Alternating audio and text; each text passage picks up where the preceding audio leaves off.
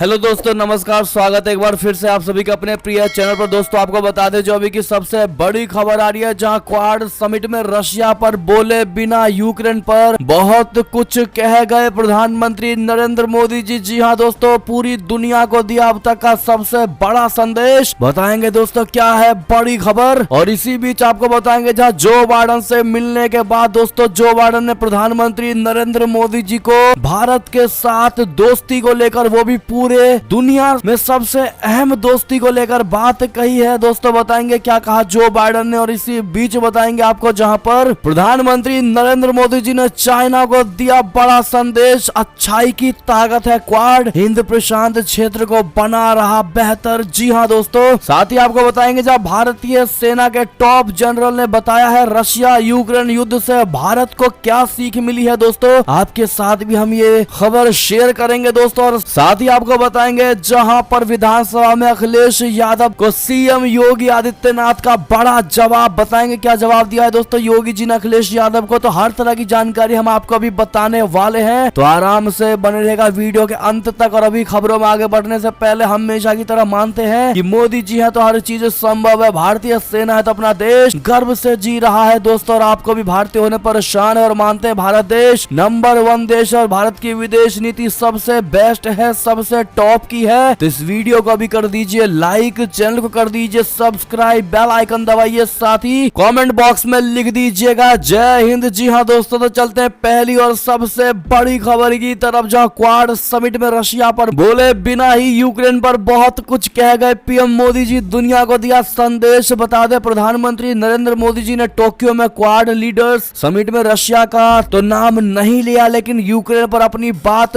जरूर रखी। पीएम मोदी ने दुनिया के सभी शीर्ष नेताओं के समक्ष शत्रुता समाप्त करने की बात कही। उन्होंने एक बार फिर कहा कि संवाद और कूटनीति के जरिए ही युद्ध समाप्त किया जा सकता है। पीएम मोदी जी ने अपने संबोधन में रशिया का जिक्र नहीं किया, लेकिन दोस्तों यूक्रेन पर बात करते हुए दुनिया को बहुत बड़ा संदेश दिया। जी हाँ, पीएम मोदी जी ने कहा कि वो यूक्रेन संघर्ष के बीच कूटनीति पथ के लिए खड़ा है, क्योंकि दुनिया जानती है कि इस युद्ध ने दोनों देशों को भारी नुकसान दिया है और यूरोप में बड़े पैमाने पर मानवीय संकट खड़ा हो गया है। शिखर सम्मेलन के दौरान सभी वैश्विक नेताओं ने एक स्वतंत्र, खुले और समावेशी इंडो पैसिफिक के लिए अपनी साझा प्रतिबद्धता और संप्रभुता, क्षेत्रीय अखंडता और विवादों के शांतिपूर्ण समाधान के सिद्धांतों को बनाए रखने के महत्व को दोहराया है। उन्होंने इंडो पैसिफिक में विकास और यूरोप में संघर्ष पर अपना दृष्टिकोण भी रखा है। जी हाँ दोस्तों, बहुत बड़ी बात कह दी है दोस्तों प्रधानमंत्री नरेंद्र मोदी जी ने बिना रशिया का नाम लिए, और अपनी बात भी पूरी कर दी। और यही दोस्तों मोदी जी की क्वालिटी है, बिना किसी दूसरे को हर्ट किए अपनी बात कह देना। ऐसे में मोदी है तो मुमकिन है कहना मत भूलिएगा कमेंट में। दोस्तों आपको बता दें सबसे बड़ी खबर आ रही है, जहां प्रधानमंत्री मोदी जी से बोले जो बाइडेन। कहा भारत अमेरिका साझेदारी को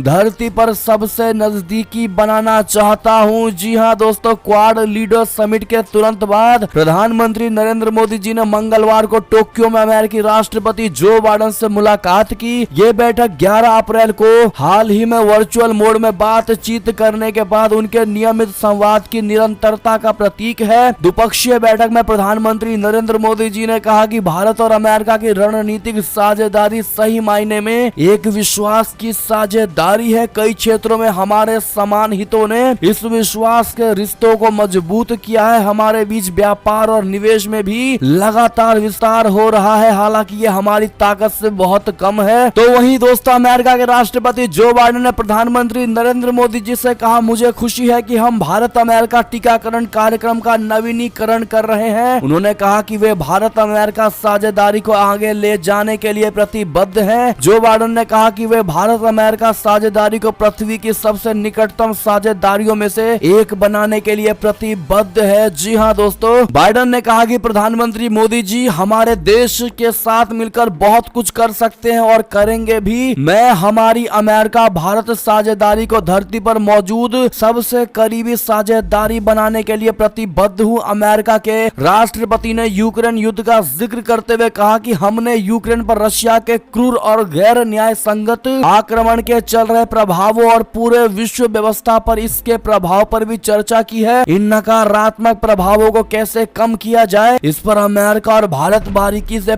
परामर्श करना जारी रखेंगे। जी हाँ दोस्तों, ऐसे में अमेरिका ने यानी जो बाइडेन ने अपने दिल की बात कह दी है दोस्तों, और साफ कह दिया है कि प्रधानमंत्री मोदी जी के साथ यानी भारत के साथ इस पृथ्वी पर सबसे अहम और सबसे महत्व वाली दोस्ती हम भारत के साथ रखना चाहते हैं, और यही क्वालिटी अपने भारत की दोस्तों। ऐसे में सबसे बड़ा क्रेडिट आप किसको देना चाहेंगे कमेंट में लिखकर जरूर बताइएगा, और प्लीज दोस्तों वीडियो शेयर करना बिल्कुल मत भूलिएगा, रिक्वेस्ट है आपसे, और लाइक कर दीजिएगा जिन्होंने लाइक नहीं किया है। अगली खबर की बात करें, जहां प्रधानमंत्री नरेंद्र मोदी जी ने चाइना को भी बहुत बड़ा संदेश दिया है दोस्तों। अच्छाई की ताकत है क्वाड, हिंद प्रशांत क्षेत्र को बना रहा है बेहतर। जी हाँ दोस्तों, चाइना को लेकर बात करें, जहां जापान की राजधानी टोक्यो में आयोजित क्वाड देशों की शिखर बैठक में प्रधानमंत्री नरेंद्र मोदी जी ने चीन को भी बहुत बड़ा और सख्त संदेश दिया है। पीएम मोदी जी ने कहा कि क्वाड अच्छाई की ताकत के लिए बनाया गया एक संगठन है और ये हिंद प्रशांत क्षेत्र को बेहतर बना रहा है। उन्होंने कहा कि लोकतांत्रिक देशों के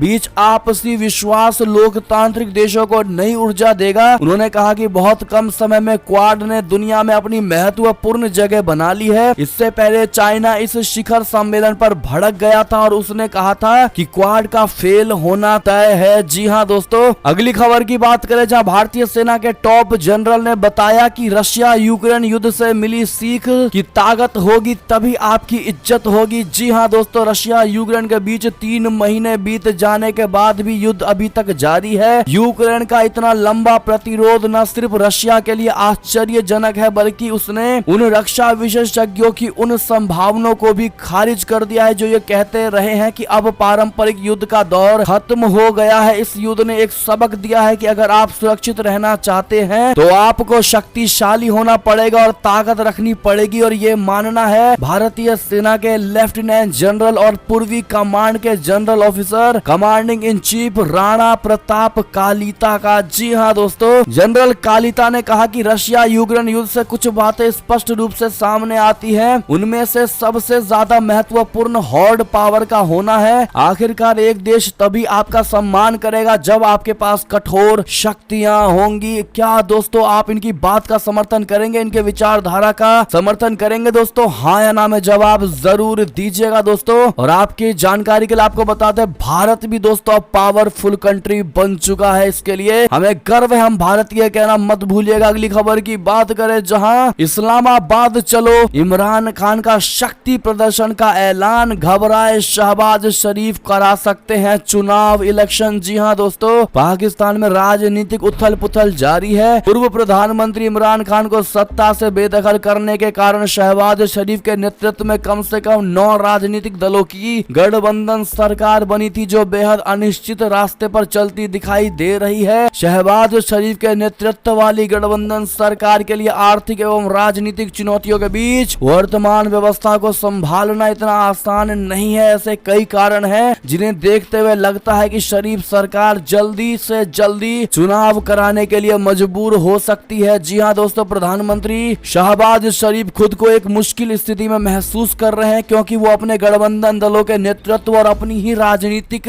पार्टी PMLN के भीतर उठ रही आवाज पर कोई स्पष्ट निर्णय नहीं ले पा रहे हैं दोस्तों, जिसमें जल्दी चुनाव कराने जाने का एक सबसे बड़ा निर्णय शामिल है। जी हाँ, सरकार अनिश्चित स्थिति में है और दूसरी ओर पूर्व PM इमरान खान ने बड़े पैमाने पर सार्वजनिक समारोह और लॉन्ग मार्च का आयोजन करने की घोषणा की है। उन्होंने बुधवार को इस्लामाबाद में कम से कम 30 लाख प्रदर्शनकारियों के एकजुट होने का दावा किया है। जी हाँ दोस्तों, ऐसे में शहबाज शरीफ का झुकना, शहबाज की सरकार का झुकना तो निश्चित ही है। आप क्या कहते हैं दोस्तों, राय जरूर दीजिएगा। अगली खबर की बात करें, जहां पर व्लादिमीर पुतिन को बहुत बड़ा झटका, यूनाइटेड नेशन में तैनात रूसी राजनयिक ने दिया इस्तीफा, यूक्रेन युद्ध को बताया शर्मनाक। जी हाँ दोस्तों, जिनेवा स्थित संयुक्त राष्ट्र में रूस के एक राजनयिक ने यूक्रेन पर आक्रमण को शर्मनाक बताते हुए सोमवार को अपना पद छोड़ दिया है दोस्तों। उन्होंने इस युद्ध को दोनों देशों के खिलाफ अपराध बताया है। रूसी राजनयिक बोरिस बोंडारेव ने कहा कि उन्होंने रशिया के राष्ट्रपति व्लादिमीर पुतिन द्वारा यूक्रेन में आक्रामक युद्ध छेड़ने के खिलाफ विदेशी सहयोगियों को पत्र भेजने से पहले अपना इस्तीफा सौंप दिया है। जी हाँ दोस्तों, रूसी मिशन को सोमवार सुबह प्राप्त हुए एक पत्र में बोरिस ने अपने इस्तीफे की पुष्टि की है। बहुत बड़ा झटका दोस्तों पुतिन को मिला है। चलते हैं अगली खबर की ओर, जहां पर श्रीलंका की तरह ही पाकिस्तान भी होगा दिवालिया, खजाना हुआ खाली। जी हाँ दोस्तों, भारत के पड़ोसी देश श्रीलंका की तरह ही पाकिस्तान के दिवालिया होने का खतरा बढ़ता जा रहा है। दोस्तों, पाकिस्तान पर कर्ज का बोझ बढ़ रहा है और विदेशी मुद्रा भंडार खाली होता जा रहा है। दिसंबर 2017 में पाकिस्तान की सरकार ने 1 अरब डॉलर के पाकिस्तान सुकुक बॉन्ड को बेचा था, जिस पर 5.625% ब्याज था। लेकिन अब ऐसे बॉन्ड्स पर ब्याज बढ़कर 27% हो गया है। दोस्तों, इसका मतलब ये हुआ कि पाकिस्तान तेजी से दिवालिया होने के कगार पर पहुंच रहा है। लेकिन ऐसे में दोस्तों, सबसे बड़ा सवाल यह है कि श्रीलंका का दिवालिया हुआ था तो भारत ने दोस्तों, और बाद में जापान भी आया था मदद करने के लिए, और श्रीलंका की स्थिति में कुछ ना कुछ सुधार अवश्य आया है दोस्तों, भारत और जापान को लेकर। लेकिन दोस्तों, पाकिस्तान का दिवालिया हुआ तो पाकिस्तान को कौन बचाएगा? पाकिस्तान के लिए तो शायद कोई भी ना खड़ा हो, क्योंकि चाइना के कर्ज के तले इतना ज्यादा पाकिस्तान दब चुका है दोस्तों कि चाइना तो अब बिल्कुल मदद नहीं करने वाला। ऐसे में स्थिति देखने वाली होगी। आपको क्या लगता है दोस्तों, क्या कोई देश आएगा पाकिस्तान के बचाव में? बताइएगा जरूर दोस्तों। अगली खबर की बात करें, जहां पर प्रधानमंत्री नरेंद्र मोदी जी ने की एंथनी अल्बनीज से मुलाकात, तारीफ में कहे ये शब्द। जी हाँ दोस्तों, प्रधानमंत्री नरेंद्र मोदी जी ने ऑस्ट्रेलिया के नवनिर्वाचित प्रधानमंत्री एंथनी अल्बनीज के साथ क्वाड शिखर सम्मेलन से इतर मुलाकात की और आपसी हितों से जुड़े मुद्दों पर चर्चाएं की। आपको बता दें कि पीएम मोदी जी और अल्बनीज क्वाड शिखर सम्मेलन में हिस्सा लेने के लिए जापान आए हैं। अगली खबर की बात करें, जहां पर विधानसभा में अखिलेश यादव को सीएम योगी का जवाब, कहा बहुतों की गर्मी शांत हो गई। जी हाँ दोस्तों, आज विधानसभा सत्र का दूसरा दिन है। सदन की कार्यवाही के दौरान आज एक बार फिर सीएम योगी आदित्यनाथ जी अपने चिर परिचित तेवर में नजर आए। दोस्तों, कानून व्यवस्था पर सपा अध्यक्ष अखिलेश यादव के सवालों का जवाब देते हुए सीएम योगी आदित्यनाथ जी ने कहा कि यूपी में अपराधियों के खिलाफ लगातार कार्रवाई की जा रही है। उन्होंने पूर्ववर्ती सपा सरकार पर अपराधियों को संरक्षण देने का आरोप लगाया और कहा कि अब प्रदेश में कानून का राज है, हर वर्ग सुरक्षित है। बहुत लोगों ने गर्मी दिखाने की कोशिश की थी, लेकिन अब उन सभी की गर्मी शांत हो गई है। जी हाँ दोस्तों, दरअसल अखिलेश यादव ने सदन में महिला सुरक्षा का मुद्दा उठाते हुए कहा कि यूपी महिला अपराध में सबसे आगे है। उन्होंने सवाल उठाया कि क्या उत्तर प्रदेश के थाने अराजकता का केंद्र बन जाएंगे। इस पर सीएम योगी जी ने कहा कि अपराध किसी के भी साथ हो वो अक्षम्य है। खासकर महिला संबंधी अपराधों के मामले में सरकार पूरी गंभीरता के साथ अपराधियों के खिलाफ कठोरता पूर्वक कार्रवाई कर रही है। ये भाजपा की सरकार है। यहाँ अपराधियों के बारे में ये नहीं कहा जाता कि लड़के हैं, गलती हो जाती है। बहुत ठुका सा जवाब दोस्तों योगी जी ने अखिलेश यादव को दिया है। ऐसे में योगी जी के जवाब का क्या आप समर्थन करेंगे? अगर करेंगे दोस्तों तो कमेंट सेक्शन में जय श्री राम लिखना बिल्कुल मत भूलिएगा। और इसी बीच दोस्तों, ये थी अब तक की सारी बड़ी खबरें। आपको हमारी खबर कैसी लगी? आशा करता हूँ बहुत अच्छी लगी होगी दोस्तों। अगर थोड़ी भी अच्छी लगी है तो इस वीडियो को अभी अपने भाई बंधुओं में व्हाट्सएप, फेसबुक, ट्विटर के जरिए पूरे भारत में शेयर करना बिल्कुल मत भूलिएगा दोस्तों। और अभी कर दीजिए इस वीडियो को लाइक, चैनल को कर दीजिए सब्सक्राइब, बेल आइकन दबाइए, साथ ही कमेंट बॉक्स में लिख दीजिएगा जय हिंद जय भारत। तो मिलते हैं आप अगली बड़ी खबर में दोस्तों, तब तक के लिए अपना ख्याल रखिएगा। आप सभी का बहुत बहुत धन्यवाद साथ देने के लिए, साथ बने रहने के लिए। और खबरों का सिलसिला लगातार हमारे चैनल पर जारी है, तो अपडेट रहना बिल्कुल मत भूलिएगा। अगली बड़ी खबर का इंतजार करिएगा। हम मिलते हैं आप अगली बड़ी खबर में, तब तक के लिए आप सभी का बहुत बहुत धन्यवाद। जय हिंद जय भारत, जय श्री राम, वंदे मातरम, हर हर महादेव।